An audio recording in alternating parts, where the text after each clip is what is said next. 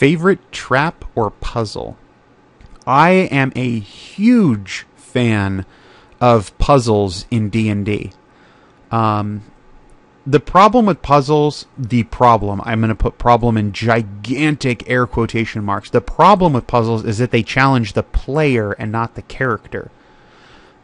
D&D started with players being the ones who were challenged. Puzzles, traps, dungeons, encounters, everything was focused on the players solving the problem just through their characters. In old D&D, in basic D&D, and to a degree in first edition AD&D, you gained experience by getting treasure, not by killing monsters, not even by solving problems or anything like that. If you got gold pieces, you got experience points. And so the whole focus of the game was to sneak about, not get seen, not fight the monsters, and steal all the treasure. And that's how the game worked. You didn't run into a fight. You fought only if you had to.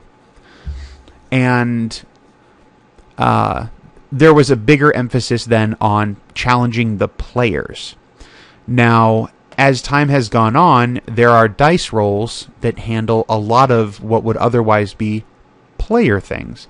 For example, if you want to search a room, now you just roll a search check, or in Pathfinder, a perception check, to see if you find anything that might be hidden. Do you know how we handled that back in the day? You had to explain how your character was searching the room. So you had to pay attention to the description of the room, and then you had to think about where you would hide things in that room, and then go look for them. So if a room had a giant rug on the floor, you would pull up parts of the rug and check underneath for trap doors, or a hidden little, a floorboard that you could move, or any other kind of sign that there might be something hidden there. If there were tapestries or pictures on the wall, you had to peek behind them, or check behind the pictures and see if maybe there was a hidden wall safe or what have you. If someone mentioned that there were sconces holding torches on the wall, well, maybe you give the sconce, a pull or a twist or a push to see if that was a hidden trigger mechanism. If there was a bookshelf, then you'd read the titles of the books, and maybe you'd try pulling some of the books off the shelf to see if it activated a secret door. Anywhere and anything, but you didn't roll a die to do that unless the DM decided you needed to. You just explained and described how your character was going to search the room. But now, you can still totally do that in D&D and Pathfinder today, but most people handle it with a die roll. Where people do get a bit touchy about it nowadays is when it comes to role-playing versus rolling a diplomacy check. I know plenty of DMs who absolutely hate the idea of the player just rolling a die for a diplomacy check. They want to make the player talk it out, because that's the whole role-playing part of it. But those same DMs are perfectly fine letting the player roll a die to search a room, which doesn't make sense to me. So that was a lot of fun. And then traps, and I know I've talked about this in a previous video, traps back in the day actually had descriptions in the adventure about how they worked. They mentioned where hinges were and how the trap was constructed and exactly what happens when you set it off. It's not just you step on a stone. It's not necessarily just you step on a stone and a poison dart fires out of the wall. It's that when you step on this stone, it triggers, it pulls on a string, which then fires a crossbow hidden behind the wall, which is loaded with a poison dart. That way, if the players discover that one of the stones can be pushed down, or maybe discover that the stone is sticking up just a little bit, then they can figure out how to dodge the trap. Maybe they just stand out of the way and push down on it. I know DMs who think that if you trigger the trap, no matter how you do it or how you carefully try to do it, you still have to suffer the effects of the trap. So if this trap's going to fire a poison dart, it doesn't matter if you stand 10 feet away. If you stand 10 feet away and push down, well, you're never going to be able to trigger it with a 10-foot pole. You can only trigger it if you go up to it and put yourself at risk. So avoid it completely or do nothing at all. I don't like that.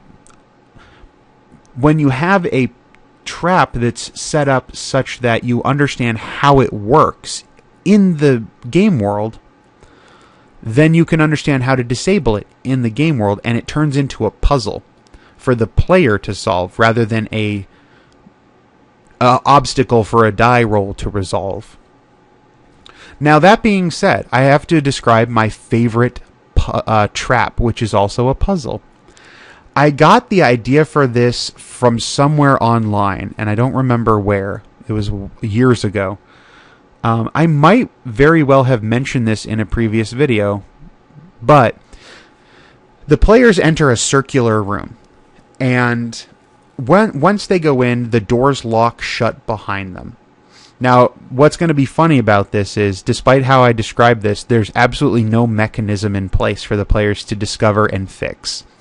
So, the players enter this room and all the doors shut and lock behind them, and they're not able to get out. There's no handles on the doors. There's no locks to pick. They're stuck in this room. Now, alternatively, you can have... Then, what happens is...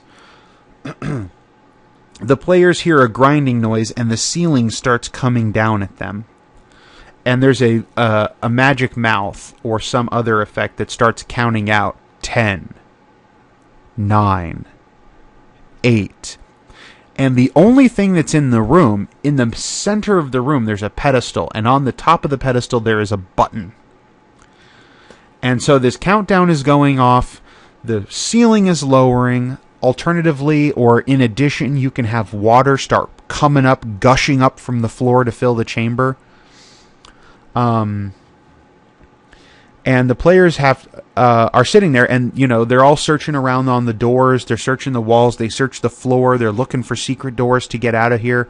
There's this very obvious and mysterious button in the center. There's the voice counting down, and as it counts, the ceiling is getting lower and lower. And based on the numbers, the ceiling's pretty much going to crush them when the voice hits 0. They know that it's going to be too far down, and they're not going to stand a chance. And there's maybe like a tiny hole cut out in the center of the ceiling so that when it goes down far enough, it's going to cover over the button rather than smash through the button. So the countdown's going, and the ceiling's getting lower and lower, and inevitably around the count of 4, 3, 2, somewhere in there, one of the players is going to slam his hand down on the button. And when you push the button, the ceiling rises back up. And then it starts all over again. And the countdown goes, and the ceiling lowers, and now the party knows that when they hit the button, it resets the counter. So then they keep looking. One person sitting there hitting the button every few seconds while the rest of the party's frantically trying to find a way out of this room, and they can't. And eventually, and maddeningly, the party gives up, and they await their inevitable death. Well, what usually happens is they get really pissed off at you because the puzzle's too hard and they can't figure it out, and there's no other clues, there's no red herrings, there's nothing. The room is blank, there's no symbols, there's no markings, there's no traps, there's no compartments, there's no secret doors, there's nothing at all. There's just a stupid button, and we start looking at the button. Can you pull the button up? Can you push the button in a different way? Is there a pattern to the button? If I push the button every time he says the word 10, does it do the same thing every time? There's no clues at all about what to do. And eventually the party gives up, and they let the ceiling come down, and on the count of 1, and then on the count of 0, right before, the ceiling's all the way down, they have to lie on the floor to prevent themselves from getting crushed. And then before it would, right as it's about to crush them, then it stops, the trap resets, and the doors all open. And the whole point of it was you just have to let it count all the way down to 0. You don't die. And it's a stupid, stupid trap, and I do believe I mentioned this trap in my video on traps as a very poorly designed trap, because it teaches the players absolutely nothing. You want your traps to teach the players things, and you have to make sure that what you're teaching them with your traps sets them up appropriately. Just to reiterate the main point from that, if you just trap a random door, you've now basically taught your players we need to search every single door for traps. But if you only trap obviously trapped doors, then your players know, okay, this door looks like it should obviously be trapped. Let's search it for traps. And then you can engage them in the puzzle type of trap rather than the die roll type of trap. Because no longer is it, I'm going to search for traps, roll, roll, roll. It's, oh, this giant door with the symbol that means we're going to kill you in Dwarven.